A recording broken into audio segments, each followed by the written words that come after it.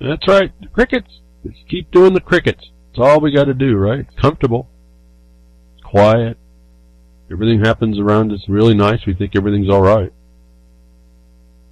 We make excuses for not getting involved because it's just comfortable. Just easier to keep being crickets. And as I say, you don't speak up. You continue to be the silence. Whatever is coming and threatening you wins. It might not be around you, but eventually it takes over the total environment that you live in. And you'll still be crickets. But that's not being who we should be and who we ought to be and what we are told born into this nonsense that we see, what we're going to have to do to keep it.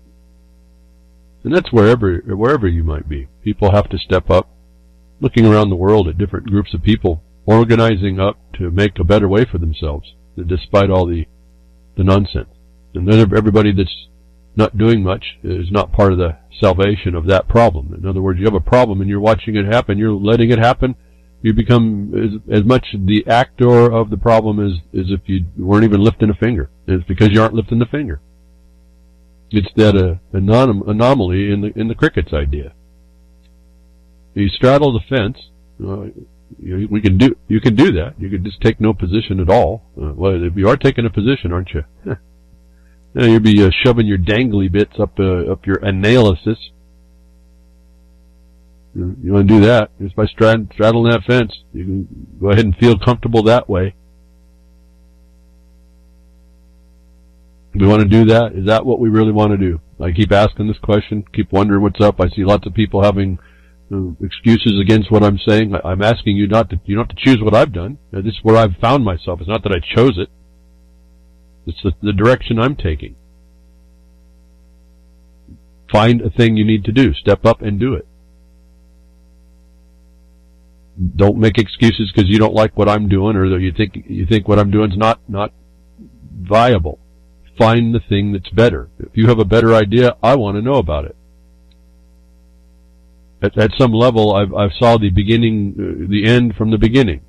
When you start to see this thing that's out there, and how it works and preys on everybody. Preys, and it can be the religion, but it also can be a meal for them.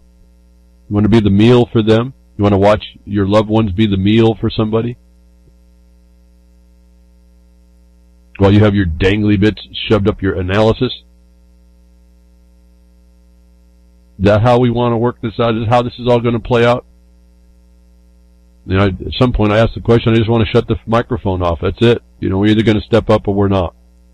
And I don't have the decision on where you're going to step up, but I also don't have a tolerance for someone who says, oh, I don't like the way you talk or what you're doing, and what you're going to do is not going to work, and then you shut down and you just keep doing nothing more. You don't show me the better way. I only know how to dig a hole the one way. Now you don't come along and tell me how to do it better? Or how about maybe not dig the hole at all? What kind of a being are you to do that anyway? So we have really a job to do, and it may not be something that we wanted to do, unless you're just seeing nothing but rainbows and unicorn farts and smelling unicorn farts. I don't know. I just don't know about a lot of people that would seem to do that. It's how badly we have been treated is really an amazing thing over time. We were born. There's nobody, I don't think there's anybody that could be listening to me right now that wouldn't be affected by this thing that they put in place to keep us from doing what we needed to do. And I almost forgot, but I just looked down and remember. As I keep running off, I got so many tabs. I'm not where I'm supposed to be already. But for those of you on Pastcast, Podcast, or Recast over there at ucy.tv, recast on this broadcast on Thursday would be, the code is BTWRLM241. So we've got to do things. Don't argue with me over you don't like what I think. Don't argue that I've chosen or have found myself in a place that you don't agree with. If you don't agree with what I'm doing has any force and effect, then I want to know what one you think or know and do and are doing about does. Or are we all a complement to each other? And that would be fine too.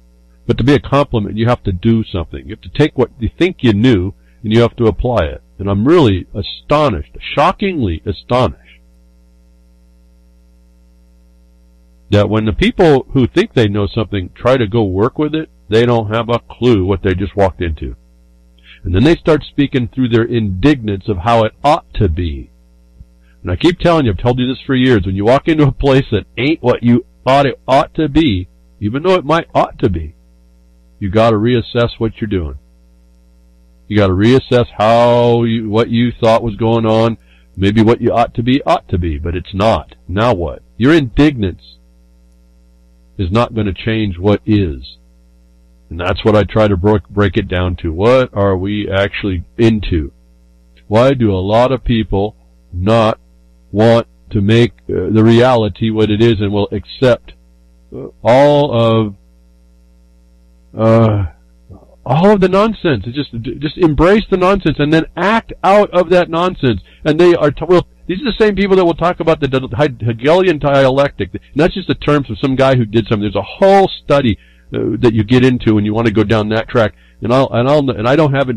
I've done a part of it. That's why I know it's there. Your vocabulary will absolutely change. You'll lose Hegel so quick it's not even funny when you actually understand the dynamic. But you'll talk about it and you'll be responding through it, the conditioned serf that you are. I look around and I see this all the time. It's fascinating. People don't even know they're controlled. They don't think that they are. This is a serious, serious issue. This is not please don't ever think I'm judging anybody on this. This is our condition. I just said none of us has escaped. Some of us have crawled where we have crawled, hopefully the idea it looks like, and I presume upon myself I did an honest research and interpretation and then action to prove out things and then continued to move on that I've clawed myself out of a sneaking abyss just a little bit to see a little bit different. And I say it's still in the stinking abyss because we still have controls about those that have set this system up against us, that take away, continue to take away our abilities to do things and make us do what we do today, which is all really the wrong thing. Why I seem to focus and got turned into looking at how do we do things more better. How do we do that? Well, it means you got to do something. So you can't do nothing and then say you're going to do better. And you can't even get to the grammatically incorrect more better. Or is it? It doesn't matter if you're not going to do anything. And if you're going to focus on my grammatics at that point, then we still got a problem. Because when you get involved with your thing, you're in the battle. You're doing your thing. You're not just arguing about it. Like I told you, if you're arguing, you've missed a point. Somewhere you missed a point. A lot of this stuff is really laid out without a question. I'm just shocked at how unquestioning this whole thing is when you finally get involved. It's not a question. It's not the dialogue I see. It's not the arguments I hear. It's not the excuses. It's none of that. It's none of the opinions. It's none of that. It's really laid out pretty simple. Their plan is in writing, and they just ask you to. The rule is that you got to go read it and know what you're up to. That's how they'll move, and that's the beast. And it goes to the water every day. It travels every day to the same water, and it's up to you to go find and build the beast trap in order to get it. And nobody seems to do that. This minority one, Gulliver, we are the Lilliputians, and we don't have enough lines to throw along this thing to knock it down, this beast, to knock it down and hold it down, and ultimately we're the Lilliputians, and it'll stand back up. We got this whole thing on its head. We don't even understand how the condition works. And in fact, you aren't the Lilliputian at all. As I said, everyone knows we're dealing with fictions. Why the heck are you fighting a fiction? You just identify what it is and don't let it affect you. And when the man or woman inside that fiction tries to come out underneath the color of that authority, you see the criminal immediately. It's not even. I've just told you your cause. Right there. That's your complaint. Now, if we had thousands and thousands of people that saw that quick, I think our days, the days of the oppression are over. Very, very quickly. But there's people that believe they understand, that believe they know, and don't have a clue and act through their confusion. I think there's a thing going through right now. Some guy came on. He's typically considered a liberal. He makes the big old list of things about being a liberal. He's been charged with. He's a writer. He actually was talking about a problem regarding something that Trump did, and all the Trump lovers jumped on him. And the guy was right. And the Trump lovers don't understand. They've been confused. There's no real critical thought. You'll talk about critical thought, but you won't really think about it, lay it down. You won't put it into the reality of what we're up against. In some regard, it's really this simple. You're up against the most capable organized criminal syndicate we have ever known as people. Ever. And it's had a long time to get here. And so, I don't know what more. If you got that, then that's it. Now what do you do? So do you agree to live there and let that mafia, if you will, take you down and kill your people and kill you and do whatever it does? They bear a parasite off your life, or do you finally find some little thing you're going to say, I'm not going to take it from that bully no more. I'm going to focus my energy on one of the minion of this whole nonsense, and I'm going to do what it takes to make that right. Or are you going to argue with me that what I say is not good enough? And then that's it. You can do that, but what are you going to do? What does happen there? What have you solved?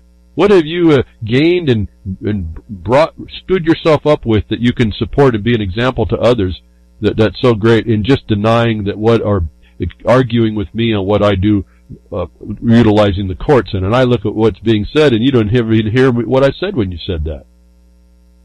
So we have a big disconnect, and a lot of it is inculcated to us. It takes a lot of work to get through it, and even then you're still working through those prejudices that were built up in us. And it's not even just apathy, I don't think. It's a real deficit in our character anymore. And that's just on the surface. I'm not even talking about what they do to us with our foods and the medicines and whatever all else we know. As we talk about they're telling us in these notice, I call the news, they call it the news, I call it the notice. They call it the news, I call it the notice. They're telling you all the time what's going on. And I don't see hardly anybody utilizing any of this as a matter of facts to establish some kind of an action against anybody. Very few people actually do that. Now, we would rather get lost in the minutia of things instead of, as I've told you, there's certain interesting powers you gain to accept what you see and go work through that. Don't fight it.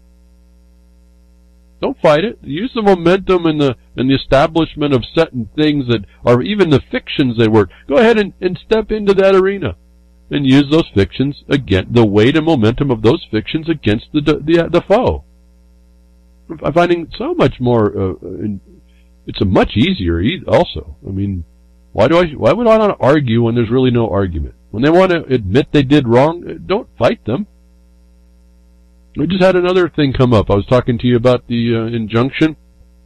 Finally got an answer. Completely outside the rules.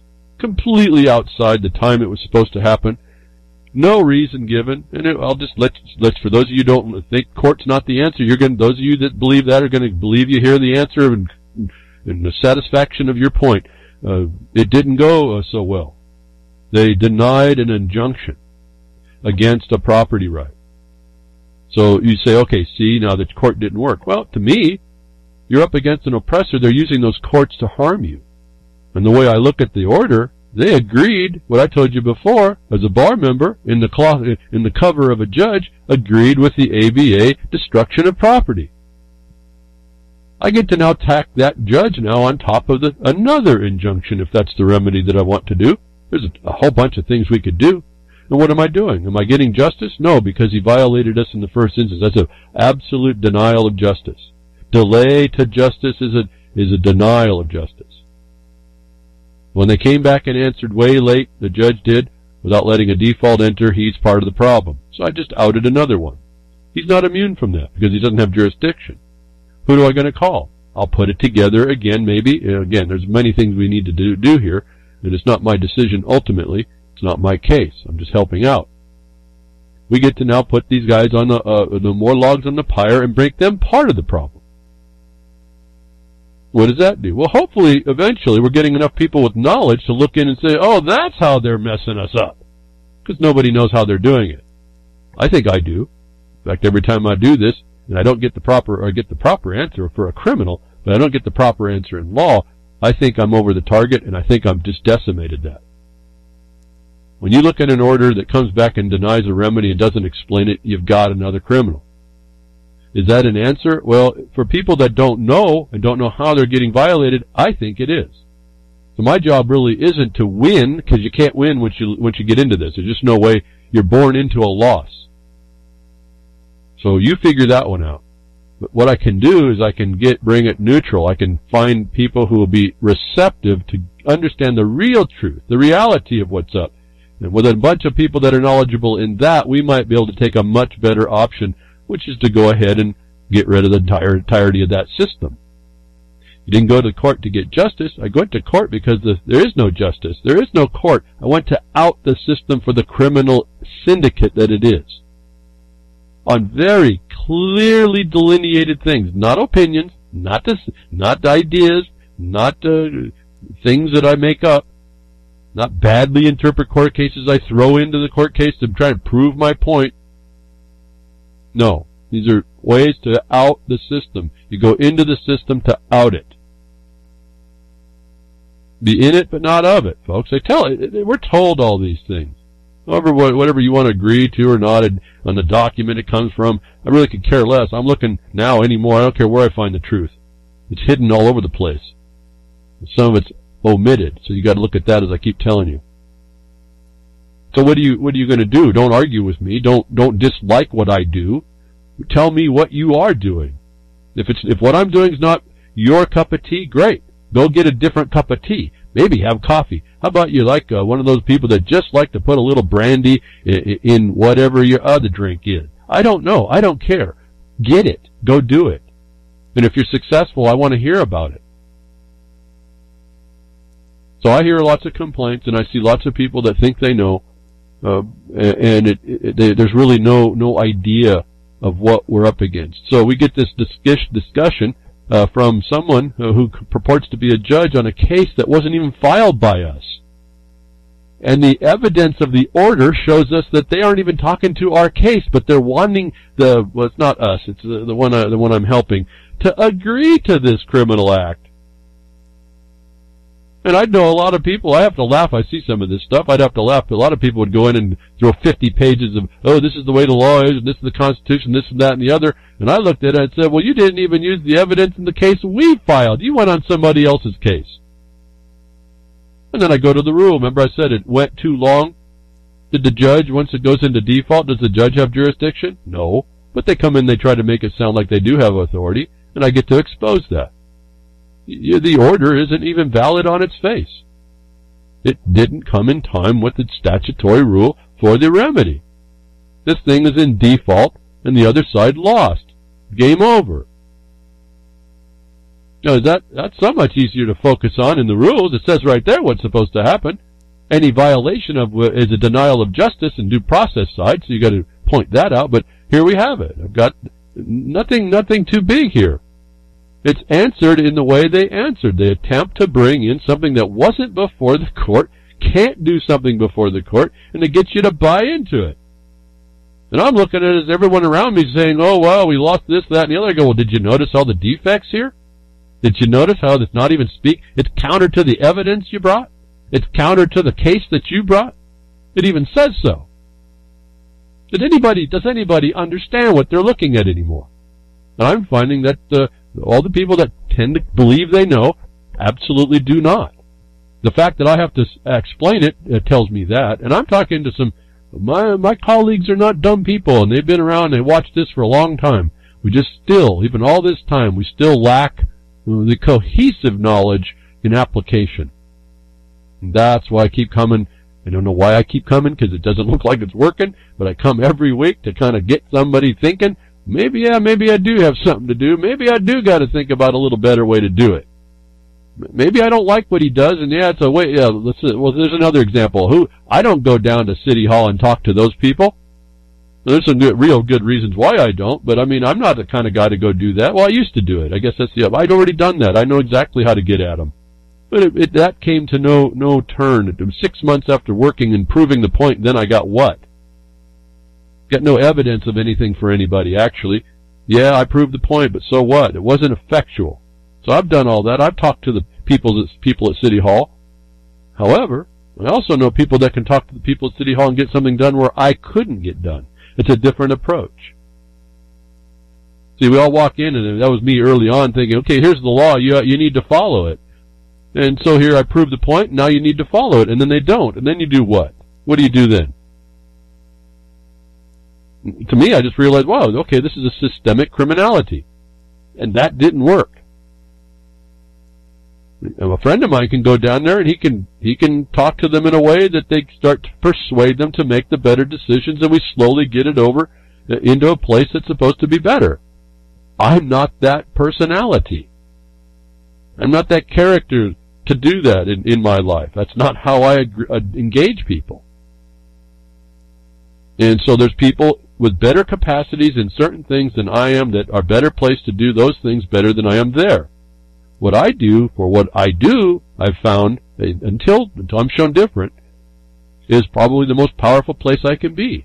I help and support those people that can actually work with other people in ways that gets things done. It's slow, but it gets things done. It's better than whining for 10 years and getting nowhere.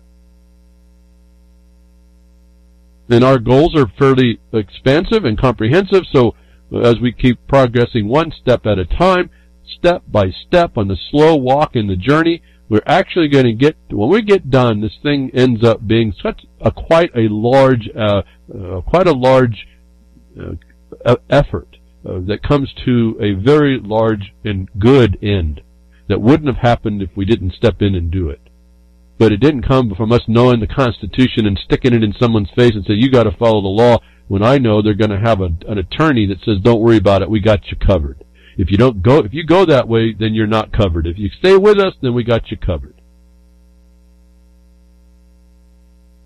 And so you learn how to do that. That's what you're actually up against.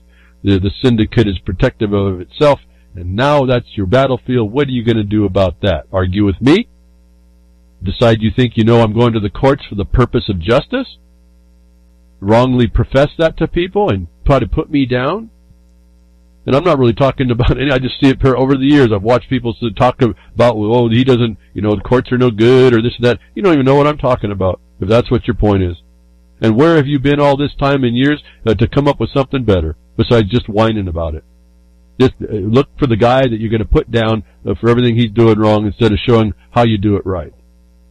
And so I don't have much tolerance for that, but I'd really, even someone that's struggling and learning on their path, and maybe not getting so much everywhere that they're trying to learn what the better thing. I have so much more respect for that than someone that just comes in anywhere. It doesn't really matter. Down talks anybody who's trying.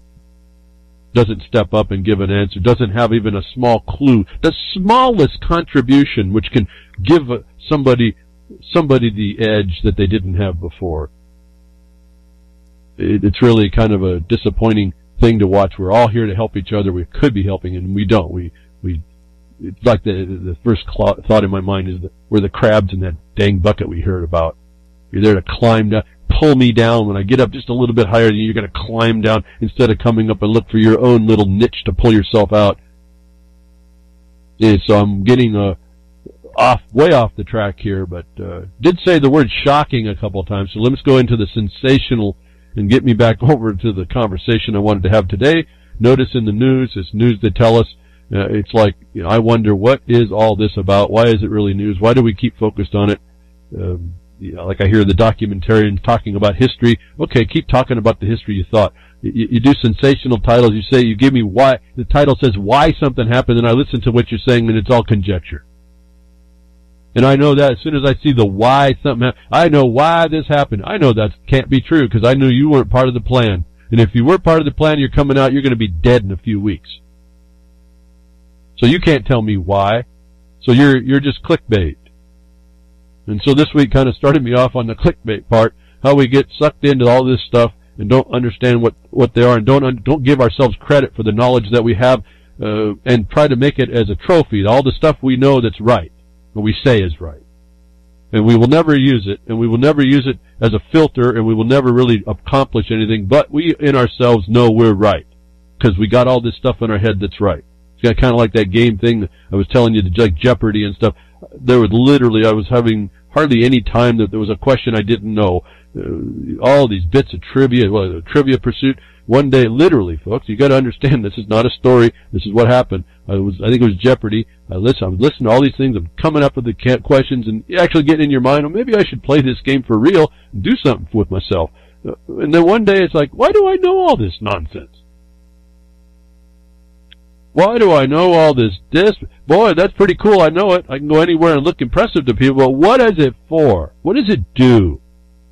Besides get me to sit there and watch that bread and circuses every day just to keep up. And literally the next day, it was like I didn't know anything. When I asked the question, why do I know this? All that stuff went away. It was pretty amazing. I was just kind of shocking. Again, shocking.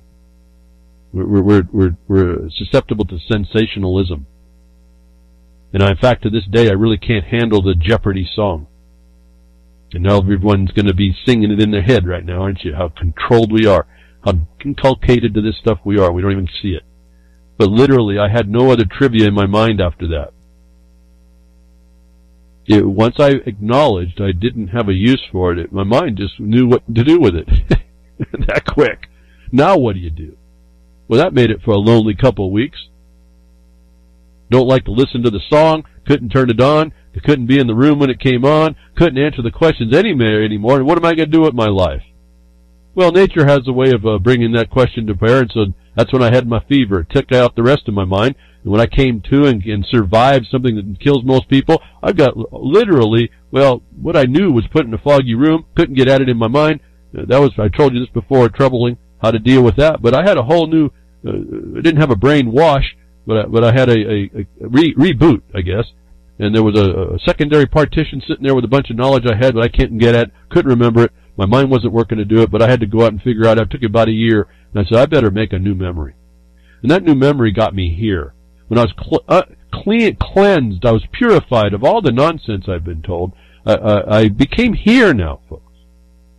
So it's important to understand what I'm telling you. You don't have to agree with me. Just understand how we get where we need to be. And if you're arguing with me, you're not there. You're just not there. And you're not going to be a help to yourself. And you're not going to be a help to anybody else. And you're not doing anything either if you're listening to me and not really applying. And if you're not asking me questions if it doesn't apply, or how do I do this when I'm not talking about something, you're not helping yourself and you're not helping me to help you. I don't know everything, but I know a few things, and I have to be focused on the hub of the wheel. And that gets me to anywhere I need to go on that wheel. I may only be one wheel on this vehicle going in life, but I have knowledge of that wheel pretty good. Relatively pretty good. So if you're arguing with me, you're not helping yourself, and you're not helping me to help you. If you're not acting, if you're not interested in what I said, you're not then coming back to say, hey, listen, I've got this new insight, and this is how this works. This is how I proved it out works. Then you're not helping yourself and helping me either. You may not want to help me. I guess that's a choice, but then what is that? That's the starting of the division again, isn't it? We don't have to have the collective hive mind. We just have to have the same knowledge that we apply and respect that in each other. That respect turns around to be the property that we're wanting to protect and be protected in. So we're creatures of sensationalism.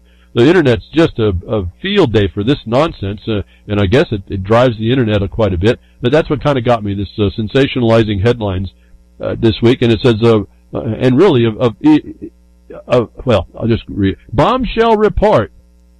That caught your attention. Bombshell report caught your attention, folks. Bombshell report confirms U.S. coalition struck a deal with IS.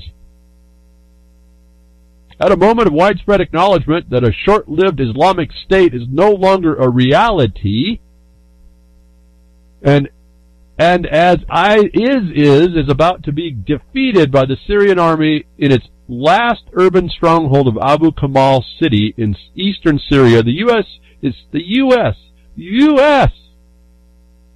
The us of is us. The U.S. is signaling an open-ended military presence in Syria. Remember, the title is Bombshell Report Confirms U.S. Coalition Struck a Deal with ISIS, because they supposedly took him out of, let him go out of Raqqa. Well, if is us, there was no deal struck, that's just part of the tool. It's moving to another place, isn't it? But now the United States is signaling an open-ended military presence. On Monday, Defense Secretary Jim Mattis told reporters at the Pentagon that the United States, the U.S., is preparing for a long-term military commitment in Syria to fight ISIS as long as they want to fight. I'm going to end right there. Is this really a story that it would hearken to admit to the bombshell that it's saying in the title? No, this is known. This is understood. This is not even a news story. This is new news. Not anything. If you understand it, is us. And yet we are creatures of the sensationalism. We're creatures to hear it. We're driven to go look at the fire that may be nothing, just by hearing the word. Open-ended military presence in Syria should have concerned you. Not that it's being reported as a bombshell report, but that the United States government is agreeing to be an oppressor in the world without right, without any just an oppressor. There's no justification for that. The United States is what you live in the United States. In all of its instrumentalities, in all the so-called courts, in the executive branch, I told you, the murder memo of 2010 told you you don't live in a country no more called the United States of America. They keep talking about the United States, don't they? You don't say the United States of America.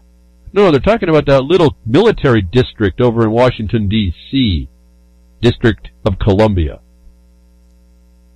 So this is the bully in the world, the oppressor, and this is not even bombshell, but I don't even know what the Zero Hedge clicks on that was. I clicked on it only to bring it up so I could read it to you.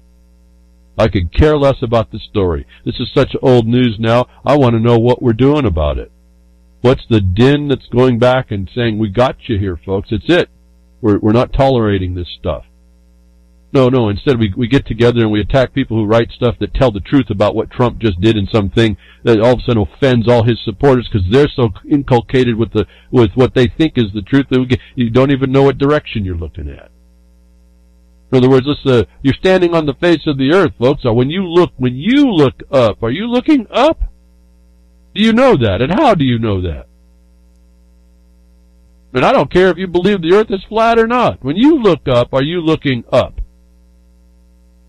Is part of our problem.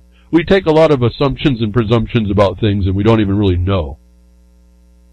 But we'll click on that bombshell report. And this deal that's being cut to work with this is when, as long as it wants to fight. If that's when will that ever stop, folks? It's like your left hand, you're telling your left hand you're going to stop your right hand from hitting your face if your left hand stops being your left hand. You are in determination of this decision that you've made for yourself. Is a tool. The United States can determine whenever it wants to stop fighting at any time. Well, I don't know why the world ain't calling this out, but this is the stupid condition that's been set up because there is no other reason. They've intended to be there the whole time. They intend to occupy your life like they're occupying Syria. I'm telling you, you look over there and you're seeing your life in America. Until you start realizing this, you'll probably just argue with me, stop listening, or just think I'm saying good stuff and then like to hear it, and that's it. But we're not going to really solve the problem. You're living underneath the thumb of a bully oppressor in the world. It's called the United States.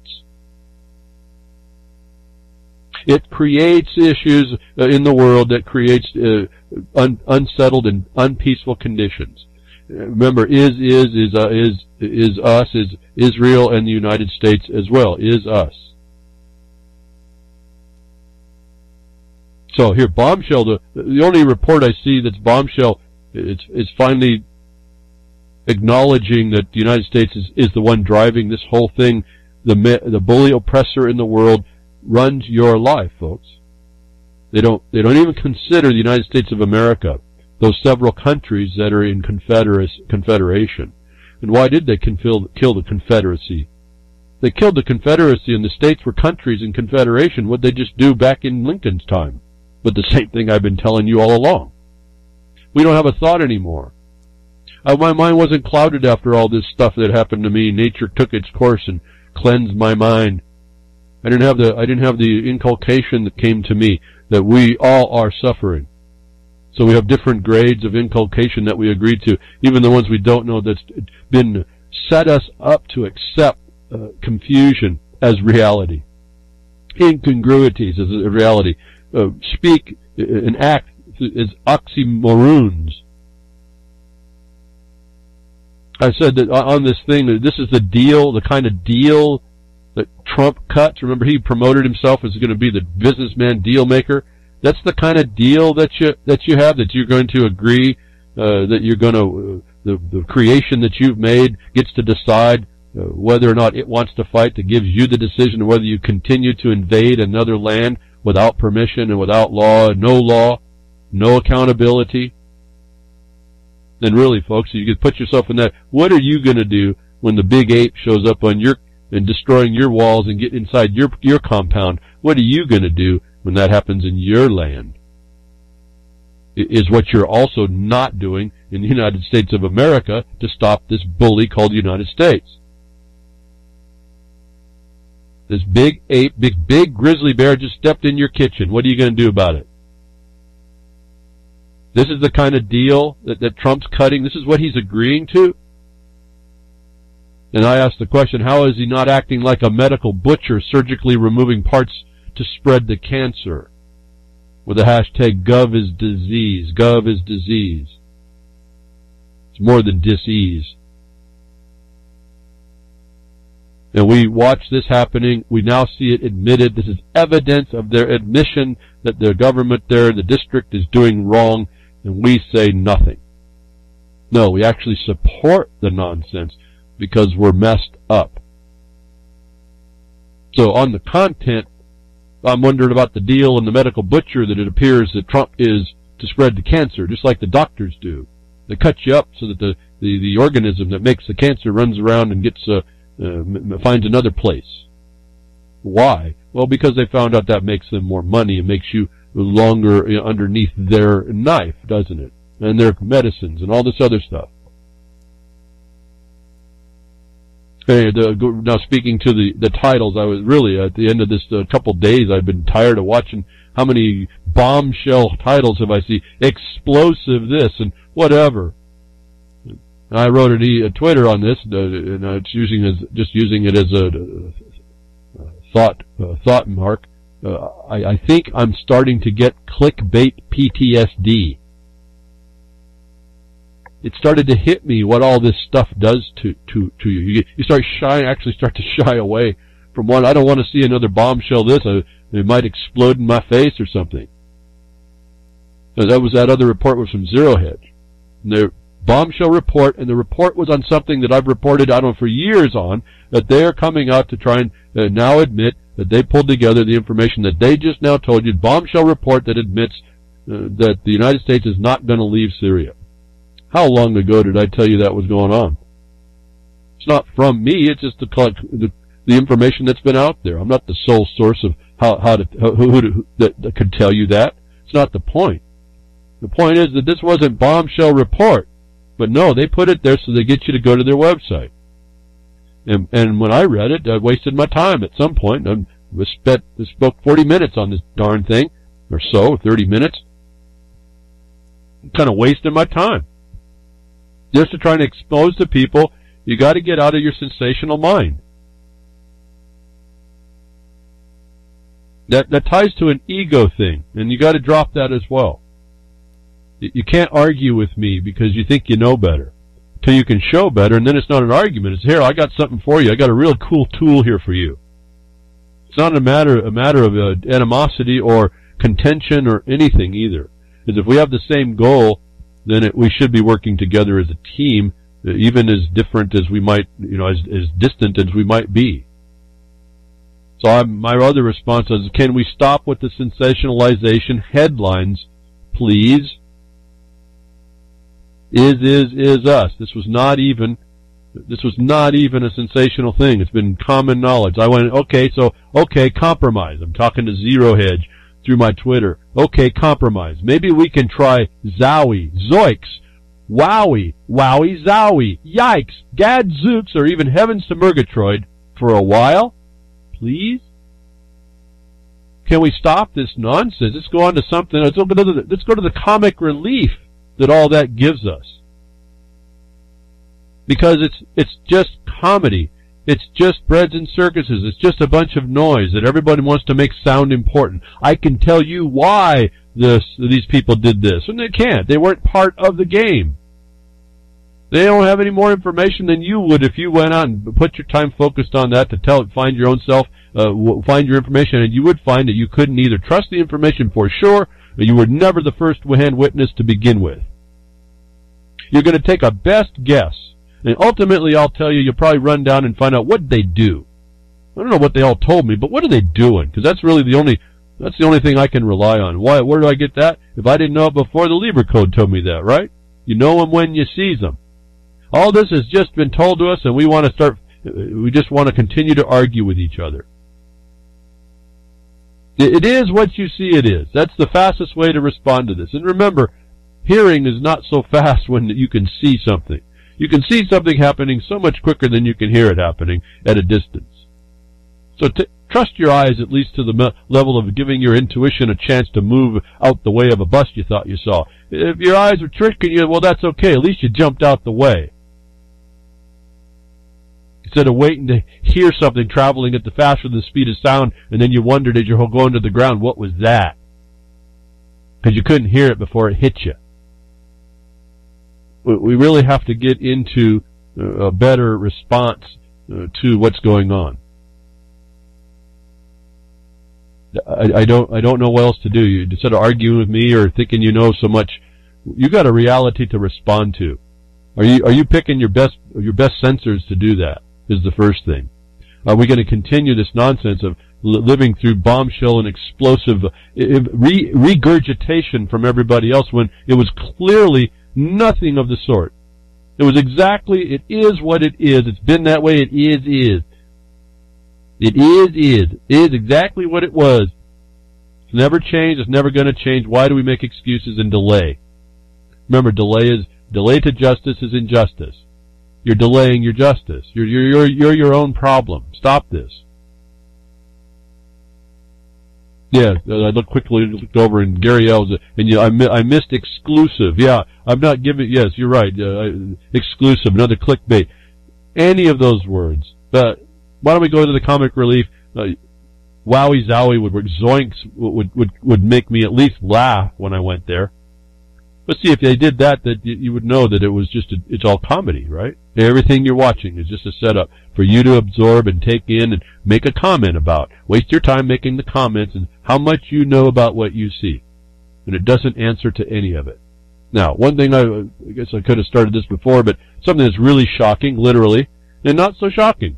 See, I could use shocking, but it's shocking in a way to watch it come so many years after I suggested it to you. And not because I'm so all-knowing like I knew the test. I'm just looking at the law, folks. The code that they tell us they live by has these big major holes in it. As I've told you before, the government gives themselves an exception. The Clean Water Act is not to clean water. It's to be able to pollute it ever so much. Same thing with the Clean Air Act. The thing is, the environmentalists got a hold of the Clean Air Act. Now they're pummeling all production and all the things you need to cost, either get rid of it or and actually supply and demand. Now you don't have the right supply. The price of it goes up. They price you right out of energy using the Clean Air Act. And the EPA was front and center on that. But not so shockingly, but shockingly when you understand that it was clearly written that they would do this, and they did. But not so shocking from a news standpoint, Reuters finds 3,810 U.S. areas with lead poisoning double flints. What did I tell you about the wall? I said Flint is just the tip of the iceberg, folks. And any of you that have been listening this long, you know I said that. That's all part of what I read and what was going on through the laws and how they're treating and the policy and the agencies that are doing all this stuff. I said, watch your water, folks. This is just the Flint is the tip of the iceberg, and that's on something they want to cover. That's the obvious problem. Well, it's coming out. So Reuters takes credit for doing something you can do. I guess that's the only other thing I want to tell you about. Other than to tell you it's not shocking that your water's no good. You can go find out about your water. You go to the state, the county, the CDC, the federal will do this, and it goes by the state information, by your census. The agency, the news agency, obtained the data broken down by census tract or zip code with state health departments or the CDC through records requests. United States Census tracts are small county subdivisions averaging 4,000 residents. Zip codes have average populations of 7,500. Interesting little tidbit of information. So you too can get this information. You can find out how bad the water is that they've been kind of lying to you. It can be okay to be poisoning you if it's poisoning you a little bit. Then you wonder why, when you start reading about what's going on here, that you start finding out that may cause health problems. This is for children. They said that lead would affect your mind. You think your mind is affected if you've been in all these areas, folks? You don't even know it? You think you're looking through nice clear glasses, or are you looking through a lead-filled glass? Sounds nice, real hard, but is it really what you needed to have? I don't know. I mean, I guess that's a question. But you too can get this information. They did it through records requests. You can find what kind of quality water you have. And don't get too upset when you find certain natural things like arsenic in your water. It comes out of the rock. There's asbestos is a natural product that comes out of the rock. So that's our rock. That's nature has given us to that. But at some point, they're not really telling you. The information's there, but they're not telling you what I told you years and years ago. So even though it's shocking to see that no one seems to be able to do anything about this, it's not shocking if you got enough information. So what do you do about it? Well, it depends on what the problem is, whether or not you can solve it. I don't know. You got to look at every area. But I told you that the Flint was the tip of the iceberg. I told you a subsequent report. I think it was not even in this report do they talk about the Florida problem. I think I reported that. And that was just something that someone else is reporting. Some news agency told you that they have a problem there. They have a problem everywhere. You go all around. You're going to have problems all over the spot, all over the place. And I think part of that's planned. When they have this stuff in, and they're duty bound to take it out, given that it's an elevated condition, then you know it's a plan. So I also wanted to point out, remember when you go to the census and the zip code, in this article tells you your United States of America is actually only the United States, that same plunderer, the same bully and oppressor. They didn't say the United States of America. They seem to cut this America part out. They're talking about a district and its authority, and they do that usually through this funding too. The zip code is a registered mark from the service, postal service, not the post office, but the postal service. So these zip codes that they're telling you about through the federal census is all about federal control. So right in this article, I can pull out a whole bunch of things regarding what you're actually being told in the notice about where you live. And if you don't have, in my experience, if you don't have this insight, it's not something I talk about when I'm talking about things. If you don't have the insight to understand the authority and jurisdiction that you may be working through, you're going to walk yourself into problems. You start sounding like the lunatic that they start telling you that you are. Anyway, so looking at here, you got zip codes. They're talking about federal districting. And it's down to apparently 7,500 population. And they're dealing with your state health departments. Maybe those state health departments aren't your states. So put all these in your calculator as you're going through. What's the reality of the thing I'm responding to here? What is it? What are we doing? What is this thing coming at us when it comes at us? As long as only a few people start to understand it and kind of do the right thing, the rest of you think you're doing something and not doing it at all quite right, or you just complain about how badly you were treated in the ignorance as you're looking through the system through your leaden glass that you've been drinking the water from in all these places. And that's just the stuff in the water, not your food, your diet, what they're doing to your pharmacy, all this stuff. The factual, now we know the notice to us of epigenetic change happens to you in real time, or real time enough. that's interfering with us. No wonder why we're in the trouble that we are. It's partly why I don't get too upset when I don't get too many people joining up with me, or even in their own non-dependent way doing their thing and then just telling me about it. I don't really expect many people. Maybe that is a judgment against most of all y'all.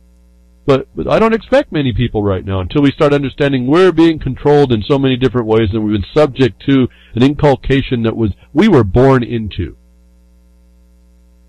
So as I cannot judge because of that, I also must judge the inability to respond against it once we find that out. It's an amazing thing when, even if you're under a disability, when you find out about it, you can do maybe two things. Work to fix the disability and then prevail despite it. If you don't know about it, then you don't know that you don't know why you're looking at a fog all the time. You don't know why you go clean that window of the fog and it's still there. You don't understand it's in your eyes. It's in how you perceive. It's those, why is that rose-colored tint on my view? I keep cleaning the window and it's still rose-colored. Why is that? And then you find out it's the rose-colored tint you put on. So, how do they find out about all this? Well, they've been tracking you and keeping information on you, and when you went through school they did it to you, and then they control you through the things you watch, and the things you read, and the way you think, and the social media that we call them trolls. Could be anybody. You don't have to put a name on it. People that go in and purposely throw information, cause you to get into a tizzy against something, instead of doing and focusing on what you need to be doing. How are they understanding that? How are they keeping track to know how to guide your thoughts and keep you doing what they want you to do, which is nothing against them? Massive U.S. military social media spying archive left wide open in AWS S3 buckets. Has to do with, I think, Amazon storage, military, U.S. military social media, and gathering up all your information. Remember I've told you live in a military consequence. I've proved it and shown you that the Libra Code is active. It's in international law. The United States government in 2012, I think, finally decided that they were going to even throw that out, and now they're going extrajudicial, which means you don't have a country. You don't have an established organic country if you ever actually did. I'm not going to comment on that part. There could have been and there couldn't have been. It depends on what your frame is to decide. But we found here the military is collecting up all this social media in an open setup that they failed to, the IT there failed to control it, or it's put there so you know that's what they're doing. They're collecting all this stuff. The military is doing it, folks. Another clue that you live under military consequence, and you may or may not know that. And then if you may know it, then you better be thinking different. Because we still have to fight that military, but in different ways. The three misconfigured AWS S3 buckets, these are digital Amazon and digital hosted data silos, what are these words, have been discovered wide open in the public internet, containing dozens of terabytes of social media posts and similar pages, all scraped from around the world by the United States military to identify and profile persons of interest. Again, they define the profile. It's not whether you think you're doing anything good or bad. They're making the decision on what that profile will be. And they determined everybody was enemy combatant, folks. You can't drop any of these things I tell you down. You have to understand and put them in a category in the back of your mind and filter everything you know through that establishment right now. You are deemed to be an enemy combatant. It's whether or not you rise up to any kind of thing, or you want to be put together as part of a thing to prove a point. Oh, should I remind you of Paddock? So, you get on the internet and the military is involved. This is not just some accident. We're just going to collect up. You don't collect up this kind of information unless it's going to be used for something. Understand it wasn't a civil authority that did it. It was the military. This confirms again the fact of everything we've been talking about behind the woodshed. I show you, you don't live in the place you thought you lived. You're going to have to rethink that reality.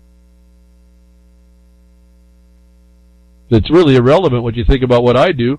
What are you doing about that? I've tried to tell you, you can't look at your courts and not know that you could not know because of the way, if you know how to read the Libra Code, you could not know that what you're looking at is a military control. Because that's what they dictate you will see. When they call you civilians and you miss that trick, these are civilian courts? Yeah, that's a military consequence. And then you don't even know, well, that's just a straight up, oh, this is the way they're controlling. No, then you forget about the economic realm. You don't realize that we were talking about this at the mining district meeting. You don't realize how they've securitized everything. This is the way a large part of this thing works. And they do these security pools of whatever instruments that are of like kind. They pull them together, and they put them into the market for value. This is what your MERS was about. This is what your conservation laws are about. This is what your traffic, all your court cases they're pooled in value. And then people want to wonder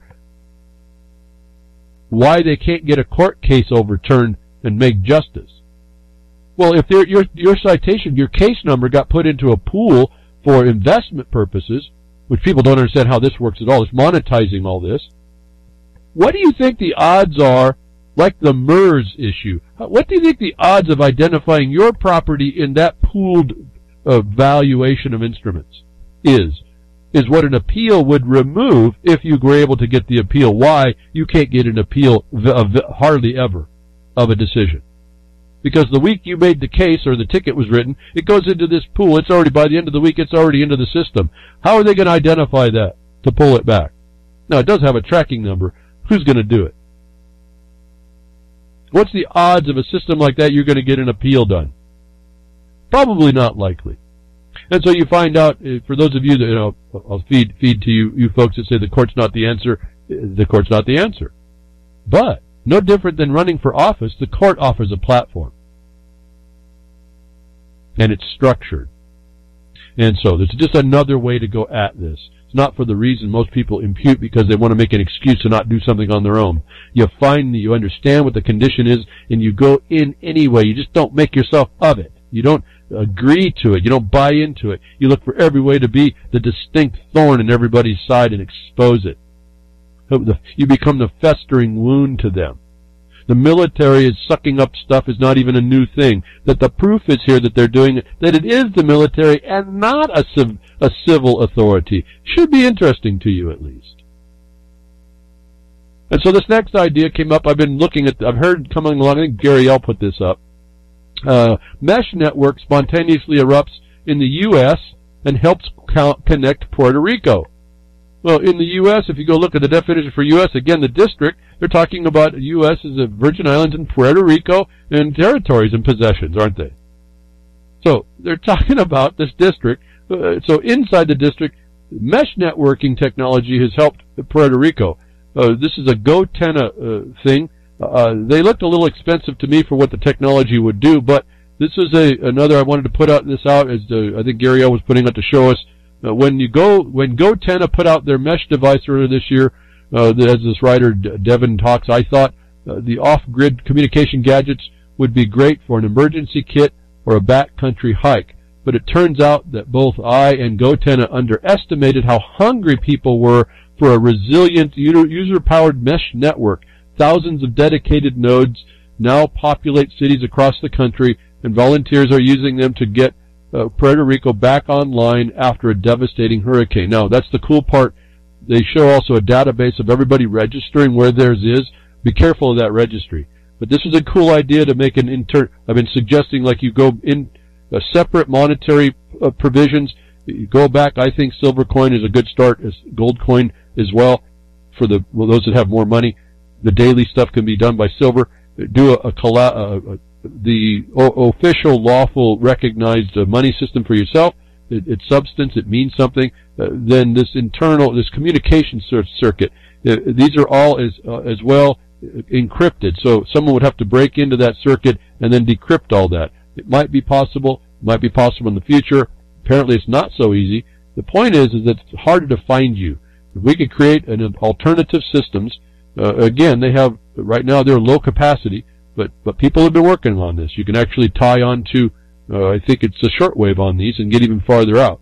So either in emergency or as a separate condition where the government is collecting all this data on profiling you and creating profiles for you and getting ahead of you when you go to do anything. That's going to be coming down to be needed when you get into this cashless. You got to have a computer type stuff. Why they're making this G5 so universally acceptable around the world, folks. You got to understand the scope of this. They're so far ahead of us on this. But an independent mesh system sounded like a good idea. Now the tools are coming out. I thought they're a little expensive for what they give you, but that's notwithstanding the idea that the technology is happening to look around and start gathering up independent ways for those of us that may still be around and available to do this kind of thing and need to communicate. I kept telling you, it doesn't matter. I'm not a criminal, but I don't want people to know what I'm doing. I certainly don't want people to know what I'm doing that's going to get in my face and make a lot of noise about what I'm doing. I want to come out fresh and clean and be the first voice of what position I have and be the only one that can explain it. I don't want to presage what's going on in the world with what I do. I don't think you would either when you realize what I'm talking about here. You don't want to leave out your information and what you do to the people that would destroy it because they're ignorant or they are intending to destroy anything that would work. This is the day we're going into if you have any thought of being able to do anything in your life and not be that accessory to the crime against you. So we have an alternative. It's now stepping up in Puerto Rico. You hear right there, the government, the United States government, the possession of Puerto Rico is not helping its own possession. Should be an interest to you in setting up your mind about how prepared you have to be and what it starts to take. And then we have the other problem. Be careful when you're putting this stuff together. This thing came out to confirm what I'd reported before. Intel's super secret management engine firmware now glimpsed via a USB port that the chips that they put in the computers now have their own operating system. Intel was leading this. I talked about this before. I just want people to be made aware your new machines and new systems may not be something you want to get a hold of. And now we know what they are by people that are working in it to be able to hack that. They can hack now a system that's on board your system, and you won't even know it. There's no way you can defeat it. Well, unless you know it, you can rehack it. I suppose that'd be the other thing. But this also speaks to the fact of the vulnerability of these digital things. So even if you have a system that's tied to a computer, you're going to have to be careful about the fact that they're admitting to us this is not what we may have thought was an opinion that they could do this is not an opinion. They do this, and people see the pretty interesting monkey that we are. We put that stick in that hole to get that termite to eat. There's people in digital monkeys sticking their digital tool in to get the digital termite out, and they're finding out that this stuff is actually there, it's working, and it's vulnerable too. And I told you all these vulnerabilities are built in for the exploits that are needed or to let you know they're there, and then you can't know who is doing it. And that runs cover for the ones that know what they're doing with it and can probably harm you the worst. So I just wanted to lay that out. When we have these digital problems, these digital vulnerabilities in the battlefield that we find ourselves in the dimension of virtual dimension. Now I want you to think about and tie that to your virtual currencies and virtual everything. These things are the back doors are built in for everything digital, so you really can't not have a voice to educate other people to stay away. You can argue with me on the method I'm doing, or where I go, and how we do it. You can argue, but if you don't tell people, hey, even this point, you can't even be careful. They've got you wired here, folks. I told you, silent weapons for quiet wars. Bringing up all the old documents again and again and again. They get you to plug into a circuit they have control over. Alright? They got it all wired, and you just keep plugging yourself in. So here's the acknowledgement of all that, and then I put down a comment to it. I actually quoted it out of the important part of this, what these people think about this as they're talking to it and explaining it to us. There was a quote out of the discussion, a so-called God mode hack this December, that was this last December, folks, how far behind we are, saying that they've found a way for an attacker of the machine to run unsigned code in the platform controller hub on any motherboard. And my hashtag to that was technocracy failing. So your job, if you wish to take it, is understand these things, put it in simple terms, explain to people. Maybe you don't want some of this newer stuff. If you're going to set up independent systems, maybe your older stuff that runs fine is good enough. And the node system that they had, it runs on just text, so it doesn't even have a high capacity at this point. All your older systems would be more than capable of handling maybe the digital side of that transmission or the reception. So be aware of all this as you might want to work through it. I don't know. Again, you may not think about what I do is valuable, or that I do it right, or that you agree with it, but maybe you're wired to do that for the rest of us, where I can't. I'm just not able to focus that kind of knowledge and energy on that thing where I finally went, which is here today to talk with you over things I do all week, applying all these things that I do in my mind and what I do to do what we do. To move the game, the line back to where it needs to be. And so, looking at a global basis and this military consequence, you start to wonder, when you see this next story, you start to wonder, what is the U.S. military actually thinking about? Why are we being, if they're really concerned about you and your protection, why do they allow this? That we find surveillance cameras made by China are hanging all over the United States. Memphis police use surveillance cameras to scan the streets for crime. The United States Army uses them to monitor a base in Missouri, and consumer models hang in homes and businesses across the country. At one point, the camera kept watch on the U.S. Embassy in Kabul. So, all these cameras are sitting there. They're all hackable. Their systems are all hacked. They all got the big back door. They got operating systems that run in these things now. Listen, I was fascinated to see what they call the Pi. I think it was the Pi computer. $10. A whole computer for $10. Maybe 50 to get some attachments. I was astonished. I wish I was young again. Well, that's kind of cool. What can we do with what kind of toy is this that we could play with in this Internet of Things?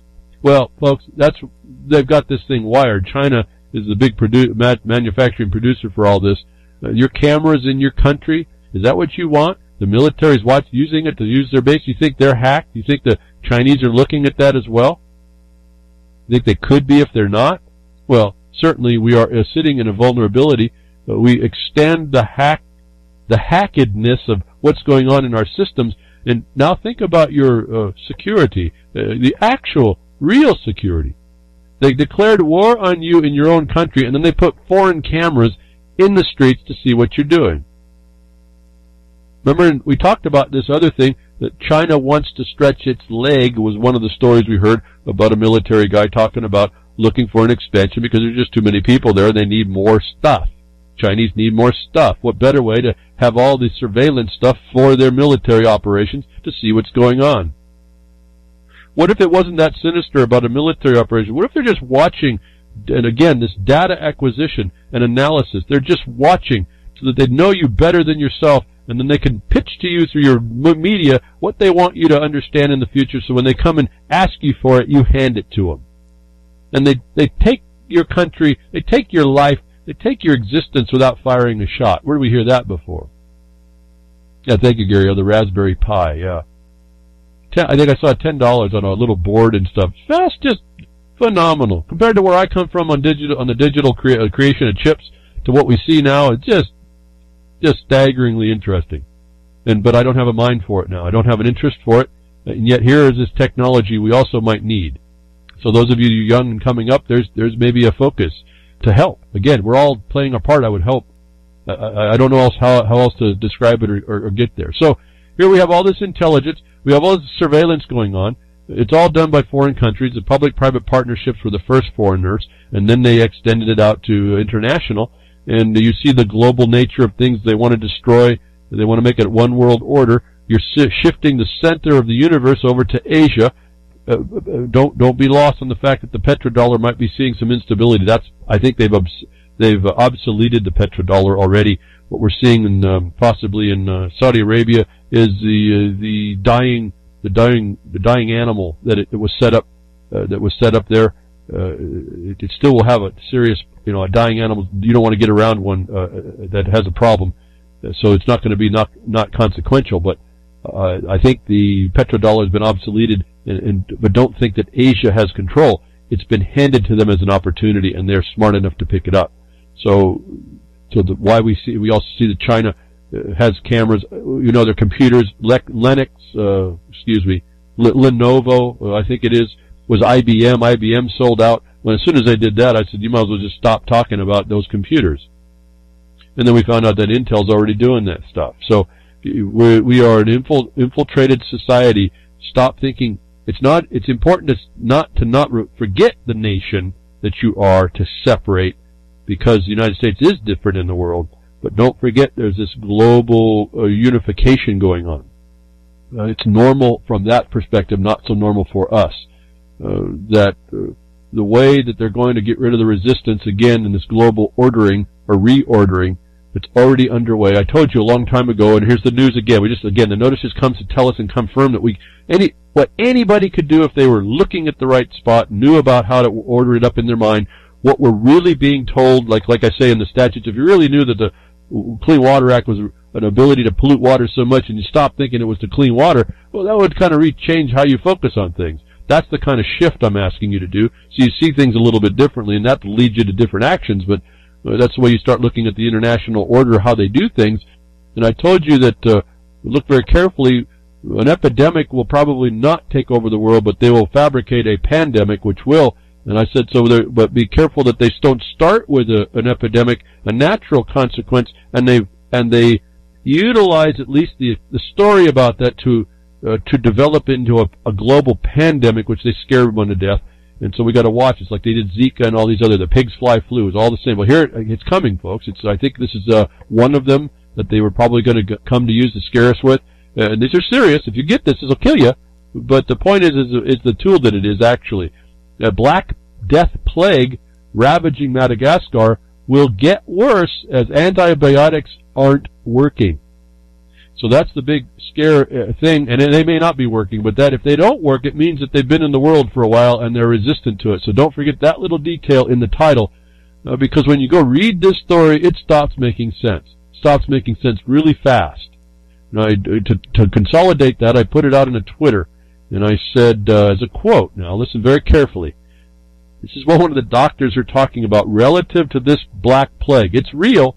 They're calling it, well, it's not how many people actually. 165 people at the report, I think, have died by it. That's not a small amount, but it's not global, and it's not ravaging the place like you and I would think of a house of fire, a forest fire going through, but it's there. It's actually natural. It's a medieval plague, just like they used to have, coming back alive there. In other words, it's the plague of the past, and it hasn't seen antibiotics. But let me read the quote, and we'll get to the last of this, and then I'll have to ask you a question. Because this disease is extremely rare, it doesn't get exposed to antibiotics that often. That means it's more resistant to antibiotics, and the risk of death is higher. However, he said, if antibiotics are handed out quickly, then the disease, quote, can still be treated.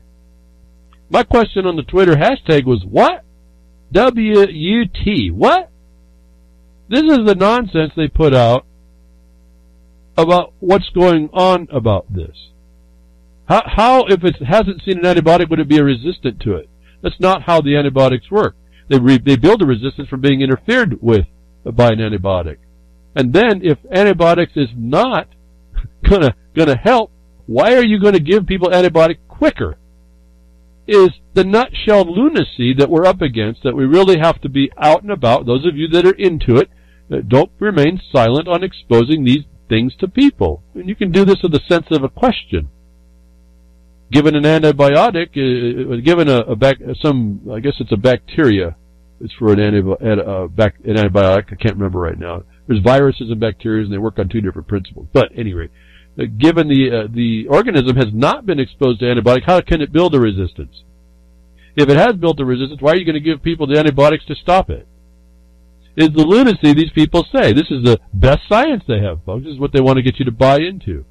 And so that's just I don't want to get too deep. I just want to point out right in the news, they confuse the matter. They give themselves authority. They're setting up in your mind that there's something going on. And I'm saying, I'm not doubting that there's a real plague going on. But remember, I think the plague was caused and extended by fleas biting people.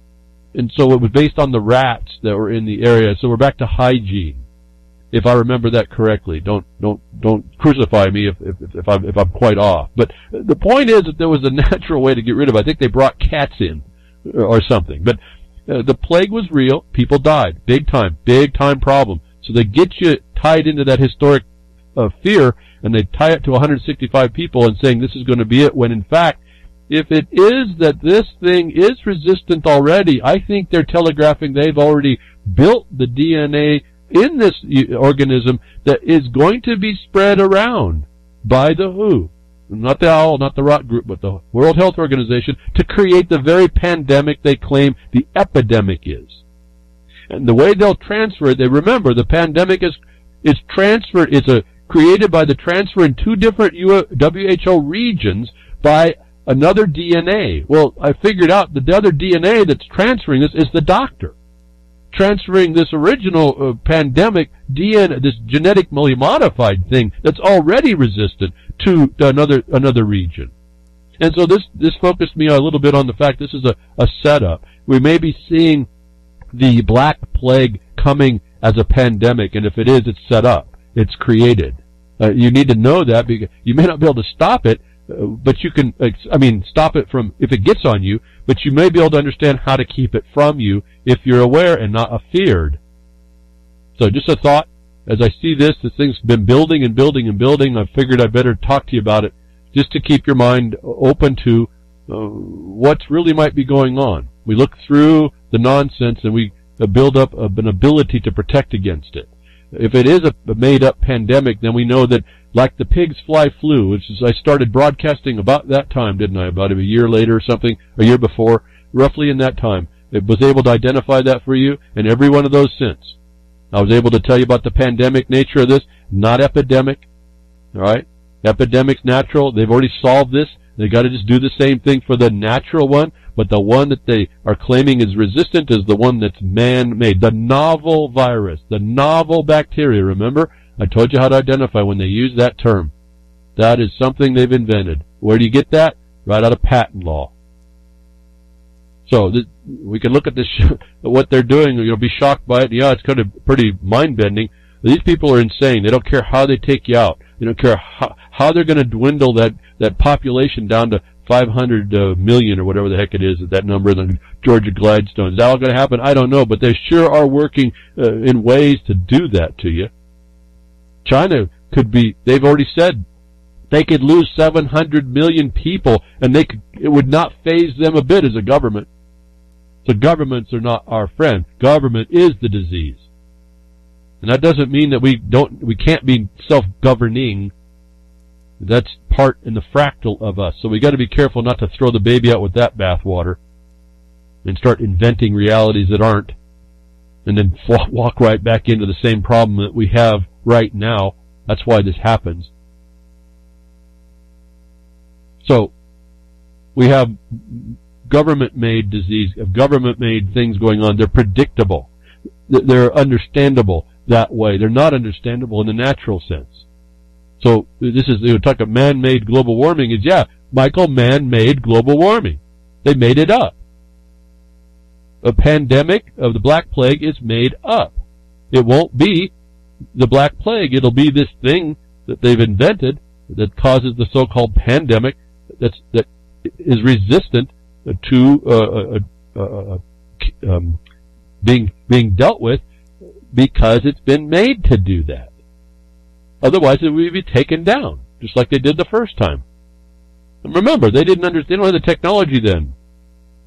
So it took them a while to figure this thing out. But we know now. We know exactly what did it. So government's a disease. Government agents are a disease. And I told, again, bringing back and confirming, I told you there was a time, these people are insane. They don't care how they hurt you. They'll justify hurting you. The fact of your existence is enough to hurt you. And I told you a long time ago, we've seen, there's another example coming up.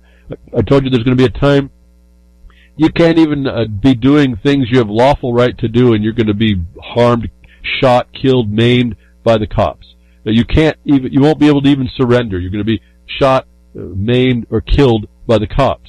And we're seeing evidence after evidence. And so here's another one, and I didn't like the way this article wrote this, but this is the way you get it. A man shot by Texas cops for burglarizing own truck, shot again after resisting an anal search. Those of you that have your dangly bits shoved up your analysis, here's analysis this. Man shot by Texas cops and then shot again for resisting a rape, essentially. This is the world that you live in. This is the confirmation I told you happens. This is part of living in that military consequence. It's part of not stepping up and saying, that will stop. Here's the evidence. What I didn't like about this title is it says, man burglarizing his own truck. You can't burglarize your own truck. The title is wrong. It frames the story wrong. It makes it sound like the cops were there for a good reason to start with, and it wasn't. But this is what's going on. I want you to take away, too, apparently, if I get this, I think the guy he's alive after getting shot twice. He gets shot in the stomach the first time. And then they shoot him again in the back, and they get him to the hospital. He survives, folks. I want you to put in your mind that being shot doesn't necessarily mean death.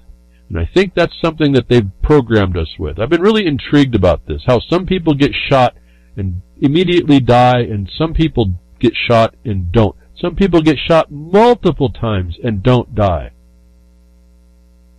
So I hope I get his name right. Maybe that sergeant, I hope I get Benavides. He's dead now, but he was a Vietnam gentleman that saved a bunch of people in Vietnam War. He was shot multiple times. Had his guts out on the ground. They had to he had to hold his guts up at the end. He was cut with a bayonet by a Viet Cong coming after him.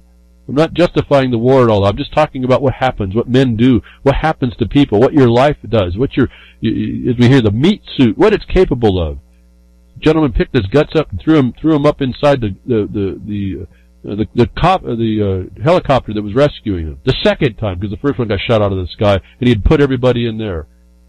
I just want you to know, this guy got shot twice, he's still alive. Not a good deal. But I get this suspicion as I keep looking at this. Your death by the gun may not be certain, so don't talk yourself into it. Let me just put that out that way. Let you think about that. I don't know, folks. It just seems there's an anomaly in the world that just always intrigued me. How some people almost get a flesh wound or dead, and other people are just almost hamburger and they're still there. They're still alive. That's your will, I think. That's your spirit. That's the whatever you're given inside. That's there. You can give it up if you give up the ghost. I tell you can give up the ghost. I'm asking you to consider this man got shot twice and isn't dead. Let's not give over this thing so easily to these criminals in the costumes. And so we start looking at what the cops do, and this is what I was telling you before. You can jump into these policy considerations with a persistent addressment of the failures. And here's for those of you that I told you to do the local policies to keep cops from doing this. And they're going to have their answers about why they had to. Oh, they didn't know the guy didn't have a gun and all this other. They didn't know he was burglarizing his own car. Well, he wasn't burglarizing it. They're supposed to step back and find out what. There's a whole other policy approach. Well, they're finding out, folks. There's a study done. You can take it for what you will. You can do further study to find out for fact. I told you if you pull together the facts that are out there, you can approach these jurisdictions to say you can't do this no more. You don't have the basis to do this, even by the excuse you feared for their life. This story popped up. I wanted to call your attention to it. Scientific study shows decades-old police training responsible for thousands of unnecessary deaths.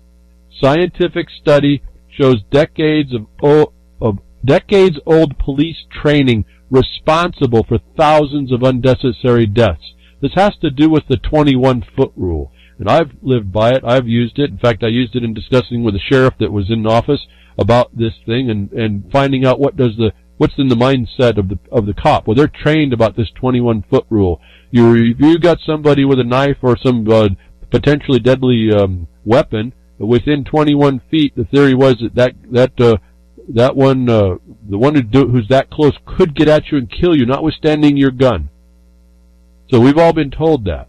And I kind of believe that's the truth, because you can take 21 feet. 21 feet's not that far away. For someone like myself, that at least in the past was very, very fast on my feet. Kind of almost like grease lightning, as I've been told. That 21 feet's not very much. I can just tell you that. So that made sense. But now they've done a study based on the actual interaction with cops and people, and they find out that most all of them, there is no 21 foot that goes on to even make the decision. So this rule that everyone lives by, the cops, in enforcing the law, is not something that they usually confront, but they use as an excuse to kill people. And they justify it. That if you read this report, how this works, and if you want to start to get involved with making police a lot more tame than the animals they've become, and take away the license that they've been given themselves, I thought this report was, this study, so-called, you have to look into it, but it looked plausible enough and substantial enough in order to start making policy that says the cops need to tone it down. You're causing thousands of unnecessary deaths. You're putting yourself in the place that makes you believe you can use the rule that is never otherwise used at all. It doesn't become a factor. The 21-foot ground rule, it does not even ever come into the factor on any major level. The 21-foot rule was created in the 1980s and based on the belief that an individual holding a knife, another sharp object, could cover 21 feet of ground in the same time it takes a cop to offer a police officer to draw and fire a holstered weapon. But while so-called rule became common policy, it had never been scientifically tested. They're claiming this is a scientific study. A scientific study on the legitimacy of the training drill called the 21-foot rule was revealed that a practice police department across the country have used in decades is responsible for those deaths. That they looked at how many deaths had resulted from the current policy regulating how officers are dealt with to deal with citizens who appear to wield the knives. After reviewing hundreds of cases in which the police encountered suspects with knives, the UC Berkeley Law School's Zimring came to the conclusion the 21-foot rule exists only as an urban legend. The threat that the police officers faces when a suspect has an edged weapon is not a threat to the police officer's life, noting that according to the research, the number of cases in which somebody with a visible weapon charging at a police officer and actually killing the police officer in the United States was 0. So, you use this story, you step up, you go to your police departments, you say, listen, I want you to change your policy, here's the study, what are we going to do to tone down the incidents of action done by cops to kill people? That alone, because of the higher incidence of black people interacting with cops, could be a monumental decision for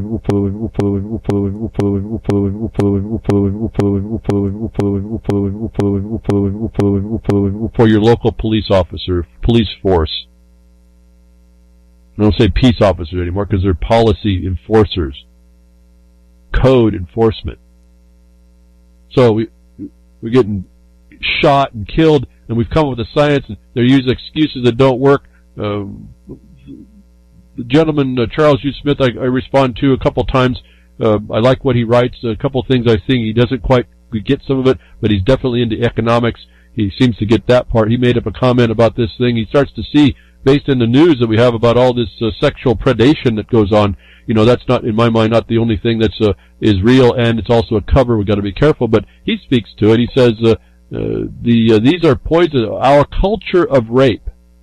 And to my mind, I thought he fell a lot short here, but he goes on to, that was his focus. These are the poison fruits of a neo-feudal system in which the power, wealth, and political influence are concentrated in the apex of the wealth power pyramid. Stripped of pretense, ours is a culture of rape. Anthropologists for the system that spawned this culture of rape claim that this violence is the work of a few scattered sociopaths. The apologists are wrong. The system generates a culture of rape. Won't go on. You can read the story. I thought he found one of the elements. This is getting back to the proving they self-supporting, self-conflicted rules they make that are not scientifically based, that they justify not just rape that we hear so prevalent in these days, but remember, the pirate rapes, pillages, and plunders.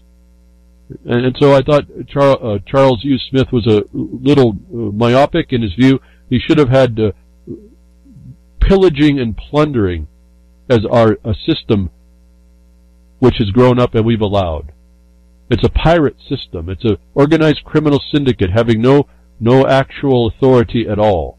And we've allowed it. We haven't kept the sanctity of our own sanity and laws and that require everything to be in peace. We've allowed these policy enforcers into our lives and didn't constrain them. Now we're having to constrain their policy enforcement because even though they want to claim it's all best practices and best science, they don't do any of it. That's just for you your consumption. Rape, pillage, and plunder. This is not just the culture of rape. I appreciate Charles' view, but if you read the story, it's just because of what's gone on in the news lately. But to me, it becomes the blinders that we start putting on. We live in a piratic system. There's a piracy going on. I don't know where the letters patent for that are. The letters marquee. I don't know where that constitutionally sat. I don't see the letters marquee to allow it, but we agree to this rape, pillage, and plunder that goes on. Now, you don't like your finger going up your analysis? No, we're going to shoot you for that. It's not just rape. It's the pillage and the plunder. It's a piracy. Parasiticism. We've allowed it. And if you're silent against it, then you like to have worms or something, or fungus in you or something. I don't know. And that's, if you know anybody's got that, you know it's not such an easy systemic fix either when it goes systemic, these things. We have more evidence America does this stuff to other people. What they've been doing and now admitting they're doing over there in Syria, they went there not to fight ISIS. We're just going to make ISIS up and we're not leaving this place, even though they have no right to be there at all. But we find out what they do in places like Venezuela. Civil asset forfeiture is a slice of the Venezuelan-style thuggery in America, taking a socialist country that's now it's being imposed by America and turning it around and saying America, their asset forfeiture is the same style thuggery. No, it's piracy. And so there's stories out now that reference this America being the Soviet. The Soviet, the socialist that it is. It's not what we thought. It's just our inculcation that gives us wrongful titles and absorbs this stuff like it's actual real, but the evidence of their deeds are everywhere. We watch it going on in civil asset forfeiture, and everyone's okay with that. No, not the one that gets taken. And thank you, Gary L., as I just looked down, remember your civil rights. Civilian rights. Title 42, Section 1981. Go read it. They're telling us. They told us. Back in Lincoln's time, they told us what was coming. You're going to pay exactions of every kind. Pains, punishment, penalties, fees, fines, taxes, and exactions are they're called exactions or extortions. That's all it is. Exactions is one of those words that only has one meaning. It's wrongful extortion. It's not bad enough it's extortion. It's wrongful extortion. What your police do. What your government does. Government is disease. Maybe that's the title of the broadcast. Always look for one after the fact. I'll never remember that, but that's okay. I'll put it down anyway. They liken civil asset forfeiture in America to Venezuelan-style thuggery. That's a socialist country that has financial dynamics against them. I want you to think about that as you reflect on that is what this country in America, the United States of America, is being imposed on by the United States government. That the civil asset forfeiture forfeiture is thuggery. Socialist thuggery. As we go Marxist, you can give it any kind of name. It's where the state comes in and the state takes. Just 'cause.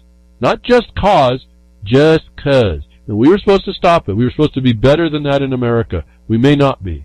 I'm hoping better, but we may not be. The thuggery is global.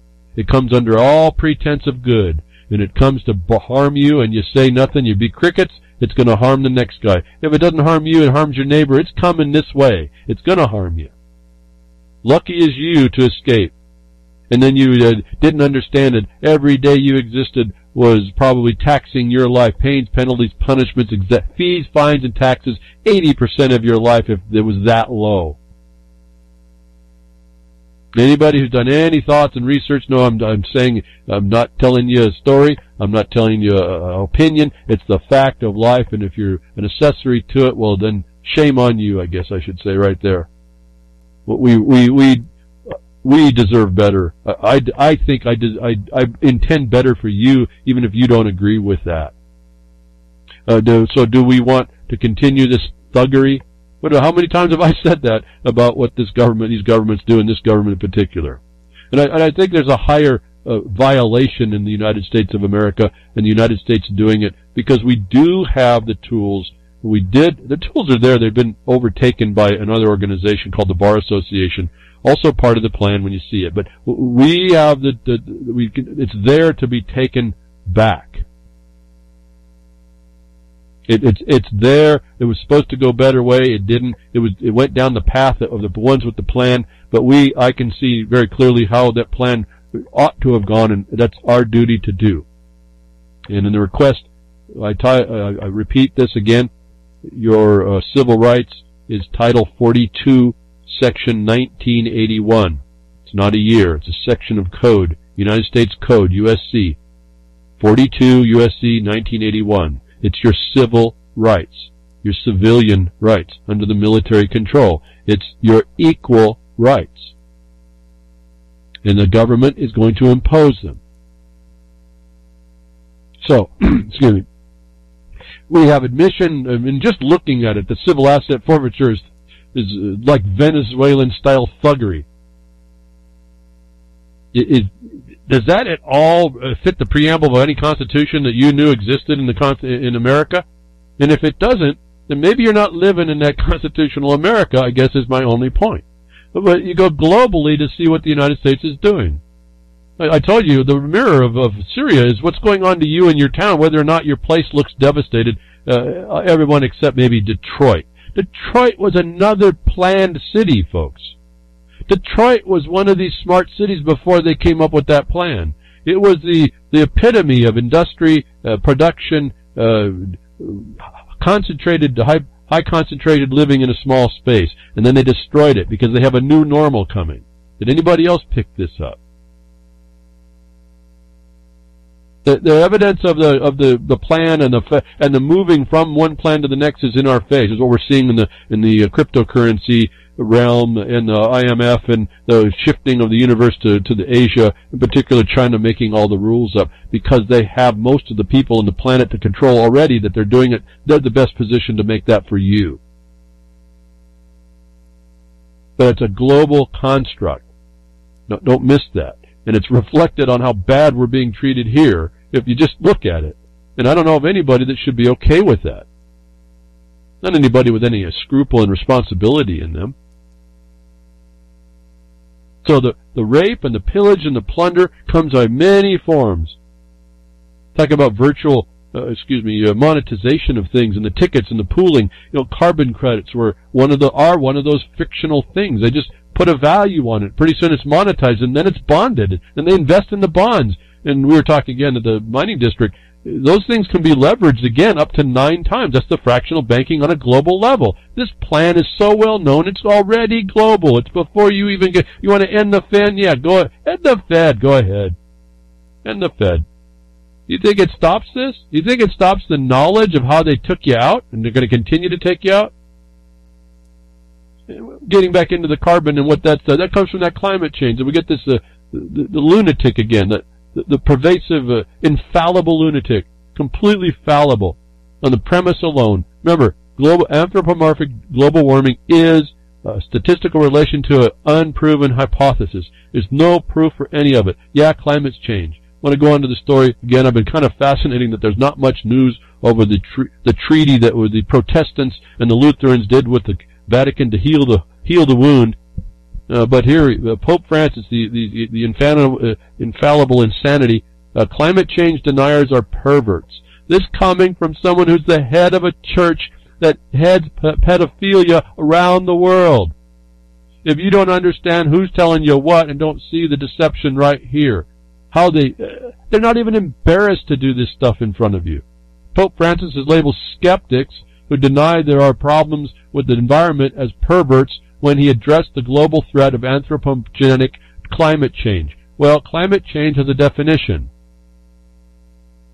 It then references that definition to a human cause, an animal cause, not a man, not a woman. And then did you notice the big shift? It says the problems with the environment as perverts, and then he goes to climate change. Environment is not climate change. And you're just watching the way, if you know what to listen for, you're watching the deception going on right in your face to call you a pervert. One of the chief perverts in the world is calling you a pervert, is how they do it. How the United States do it, but to name you an enemy combatant and you're just sitting in your home wanting to drink your beer and watch your football game. As peaceful as you can be to a box of cheese puffs. Yet they come out and call you the name that they are. Fascinating story here. He comes up to do this again and again. In the letter it was read at the United Nations Climate Change Conference in Bonn, Germany, as the pontiff issued an urgent call to renewed dialogue on how we are building the future of the planet. Folks, the planet's fine. It'll shake us off when it wants to. It'll do that whenever nature wants to. It's going to happen. If it's not, then we exist until then. But the dialogue, is dialogue getting something done? No. You're just talking about it. Why are you talking? Because you're trying to convince someone to go your way. And the way they want to call you a pervert because they want to call you a skeptic. You're not really a skeptic, but that's what the title. See, they got nothing to do but call you names. The United States government called you an enemy combatant because they can't do it for fact. Then they had to claim and they act because they got the power to do so. We're going to go extrajudicial. Folks, I've told you this before. If you're extrajudicial, you don't have a tripartite establishment of a Republican form government under the Constitution, whatever your thought about that is. You have no establishment. You got no judiciary. You have no justice. It's just us. Just 'cause. And so we let it happen? I mean, that's our problem. We need an exchange that unites us because the environmental challenge we are experiencing and its human roots regards us all and affects us all. Environment is not climate change. And I'll point out to you something in the law. If I didn't know it anywhere else but there, I can point it to you. In the NEPA, the National Environmental Policy Act, a supplemental act which aids in other acts. It gives the delineation which we would use through coordination, mandated underneath another act, 43 U.S.C. 1710 or 12 in there, Public Lands Management, to coordinate. And NEPA is a supplemental act to that. It defines the environment. It divides the environment in two definitions. The NEPA actually recognizes man's environment as distinct from nature's environment. So how can this guy talk about environment without defining one or the other? If he's doing it outside, it's not applicable inside. I'm going to suggest to you those words are international, and he's not telling you a truth on top of that. And if you don't have that knowledge, then you don't know how to see through that deception. Why, I'm here to tell you about it. What does that mean to you? Probably nothing if you're hearing it for the first time. I'm talking too fast. But you start to see how they pull this off, and you start to look right through their you see all of a sudden the glass you're looking through becomes what you start focusing on. And you start to see all the blemishes on what they thought was transparent. And they call you names and you accept it instead of calling them out and insisting that they go ahead and how about drop off the face of the earth? How about you be the first one to go up at a Pele and throw yourself into her bowels What are we going? Why do we remain silent? Why do people argue with me on not going to the courts instead of saying, okay, that's not something I want to do. I got to do something else, and then go do it? Why do we hear our own infighting with us? This guy is a criminal.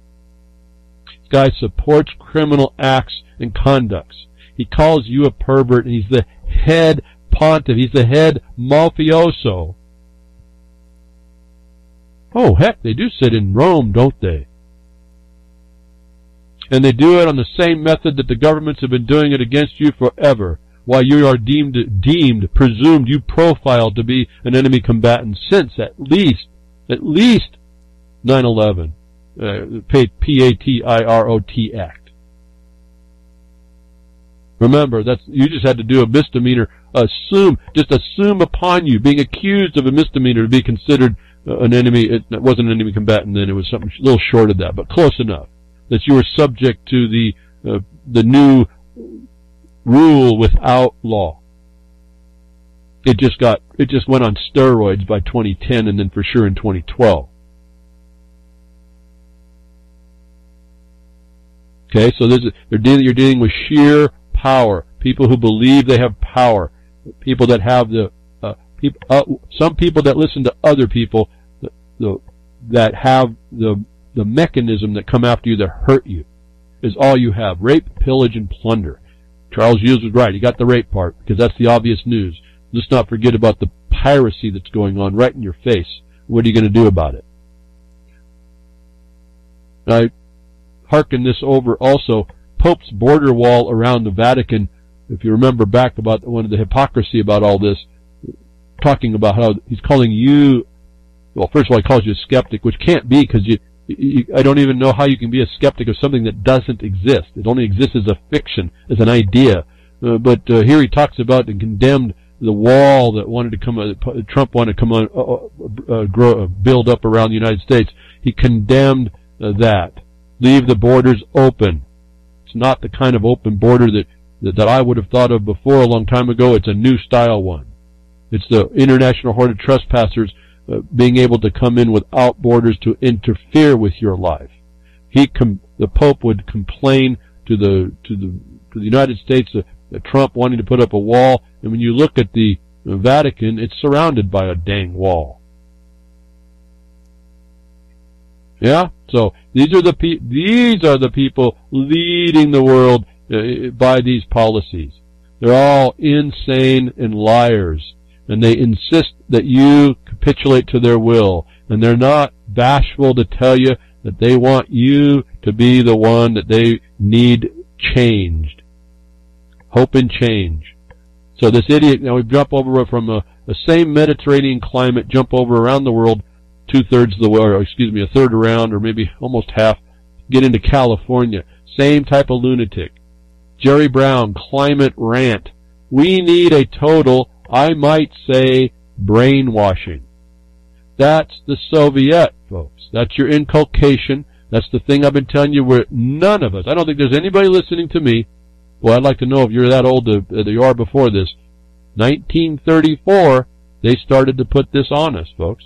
This is the Soviet training. This is how they destroy your sense of you, your property, how they your sense of individuality, your decision-making ability. It was started way back when. I don't think any of us have not been subject to this change. Remember, 33, 34 is when they changed and they made the administrative state on steroids. In 37, they enforced it. They did it all by hook and crook, and also by the capitulation of who we thought were independent of all this, the Supreme Court. Jerry Brown, we need a total, I might say, brainwashing. That's all these people want. They want you to have no mind of your own, and you're already brainwashed, but it's not good enough for him. And this guy runs California.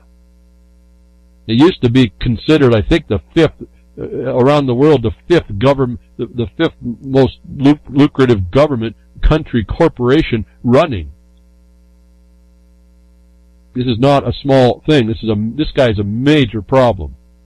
He's met with the Pope, so there's no doubt about where he comes from, what he's going to be doing, who he supports. And when you find out that the perverts are calling people perverts and they're criminals, then you realize they're insane criminals as well. This is not probably a direction we want to agree to go. And yet you are being driven there since the 80s. You didn't even know about it. What we talk about here behind the woodshed, you hear all the terms and the words, but you kind of laugh it off or don't think it's really affecting you. We call it sustainable development. You call it Agenda 21. You call it the Soviet. You call it your comprehensive plans. We call it the consensus process. You can call it whatever name you want. It's a method by way someone takes you out without firing a shot. Khrushchev told us, I was a little kid then, Khrushchev told us, we're going to take you down without firing a shot. They've been doing it since before, I think, the 1800s. It became the education system in 34. You are not untainted, and that's the trouble. And that said, that's not an excuse why I keep coming back and trying not to be judgmental, except for the fact of your lack of action and your focus of action on and condemning maybe someone like me on what I might suggest I'm doing. Just as an example, you don't have to agree with it. Find your own way. These are the people that are running, I don't know how they did it, folks, but they're running the world. They have sway on the minds of people. They get you to do things, and even the control they have is not enough. They want your brain washed. How many other people have we heard recently say that here in the last maybe 3 or 4 years? My mind doesn't work to go remember all those minutiae anymore. But I remember, just flash my mind. Other people have just said it. They want your mind washed. I'm telling you, it already is to some extent. You have to stop the water going through. You got to stop the flush happening. Stop the flush. Put a cork in your ears or something. Stop your nose. Stop the flush. You got to start thinking. Focus on something. It's the best way, the best experience you're going to get is to be experienced, not just talk about it. But Jerry Brown's climate, I'm going to read it. We need a total, I might say, brainwashing. If you don't agree with these people, they want you hurt. They don't think they have no respect for you. You just need a brainwashing. Alright? They don't care about you. They could care less. You're an obstacle. If you're not our way, it's got to be the highway. Oh, by the way, you're going to get the highway, you're going to be paying a fine, a fee, a tax to us. If you're not first, you're against us. Have you heard this before? No, yeah, this is coming from the oppressor of the world at this point, and there's a connection, as I've told you before, back into the Pope. And he's running the world part of that. All they call perverts, they call you a pervert, they're the ones running the criminal syndicate, calling you names. You okay with that? You must be, because I don't hear many people. I hear crickets. Generally crickets. So I ran across an article a friend of mine sent a link. I didn't even think I was going to think about it. I said, wait a minute, this is something we need to know. This is how the nice little summary of the history, how we haven't escaped, and we've been susceptible to these people. It's like, you're groomed. I guess that's a good word for it. We're groomed. We've been groomed all our life for this stuff. There's only a few of us that have broke out a bit to see it. It's not just that you're awoke. It's that you see and you can start to act through this problem as well. It's not just that you think you can discuss it. We have something to do here, it appears. But this is what we're up against and what we've been up against and what your little ones are always up against. What's in our schools will shock you. A very interesting story, a report goes down and through and talks about, and I don't know, again, I have to research some of these comments, these quotes. I'm not good at just accepting lots of these quotes like court cases. I got to go research everything. I didn't have the time to go that far, but you go through the list of the history of what happens, and you'll find how our people in the United States of America, since a long time back, but also you see seeing the lineage of the education system was made to bring on this Sovietization. I'm not talking Russia. I'm talking a method of bringing on what we might know as Marxism, the lack of property, the lack of self, the lack of private discussion, the centralization of things. This is why the cryptocurrency is going to be very important. No one sees how it's going to be combined. I'm telling you, it's happening. Who runs the show and who condemns the other side is the one that's going to win that tale, that story right there. But it tells us a nice little discussion. I won't go again. I could read all this stuff, but you need to read it. You need to see how someone's compiled it. You can test this stuff for yourself. They go through a very interesting lineage of the history of how this works. In fact, their first date here was 1885. The Democratic President Grover Cleveland condemned Islamic terrorism committed against Armenian Christians in Turkey in December 2nd, 1895. But in this statement, they also show that our democracy has been already joined with the Islamic belief system. I found that fascinating. I hadn't thought about it in that way. It caused my mind to start thinking a little bit how to put that together and proof that back out. But the point is when you look at the distinct advantage the United States of America gave to the world and where it's gone and how it's been subverted, it's why we're seeing the influx right now of the commingling of the problem of the Islamic extremist now pouring off and migrating into other areas. It's already set up to accept it. It's just the people that exist in their ideas that won't accept it that way. And rightfully so, at least in the United States of America, I can see rightfully so. Because those different religions and things are not, they're not actually like the United States of America, and they are religious more than they are a construct of how you live amongst each other. In other words, the idea of separation of church and state, that's not true, but that's the idea that people, I can best describe it. There is this distinction that one doesn't control the other, and you are led by your spiritual guidance, but that would keep you any lawful law you wouldn't come into conflict with. So the rest of it is our interaction with each other, notwithstanding our beliefs. And that's what we had that was supposed to be the neutrality as well, with this thing called acknowledgement of property, not to the monarch and not in central control and not to Soviet-style control and not working for the collective and not with the collective mind, but everyone making their own decision, non-dependent of everyone else, but interestingly having to work with each other, because together that's how we best make it along, because wisdom of the ages explains all that to us. So I found this discussion very interesting, and interesting to nuances here and there about why we're actually seeing the Islamic democracy, direct democracy migration going on in these days, is that we're already set up to receive it, notwithstanding your opinion of Islam and that thing. And I'm not saying be careful not to go off the deep end. Understand that the condition of and Israel and the Saudis and the commingling of all that, it's an adulteration on top of that. So don't think I'm condemning any one little thing. You really have to look very carefully at what's been going on. They've really got this thing multidimensionally set up, and they're walking us right into the bed that's already made for us, and they're going to wait for us to lay down, or you're going to have to not want to go to bed and stand up and fight against that, because that's the natural, right now, that's the natural course.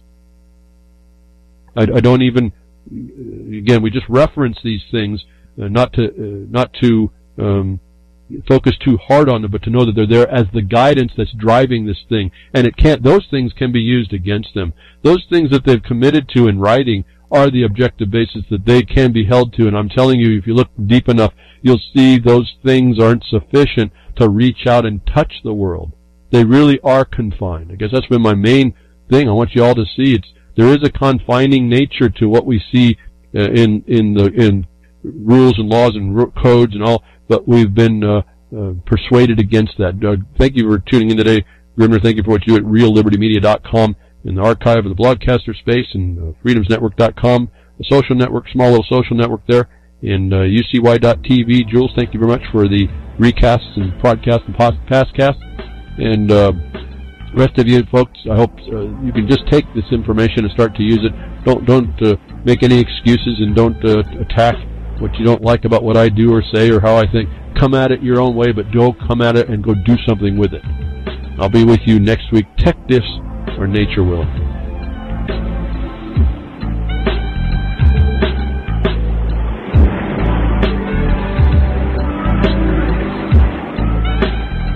Well, that's another lesson. I hope with today's information you can take it to those that misbehave.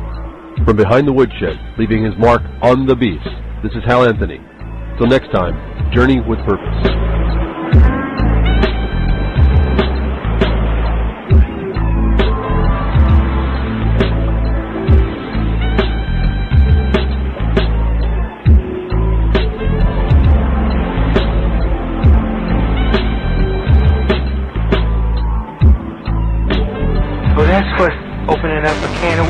see you with that.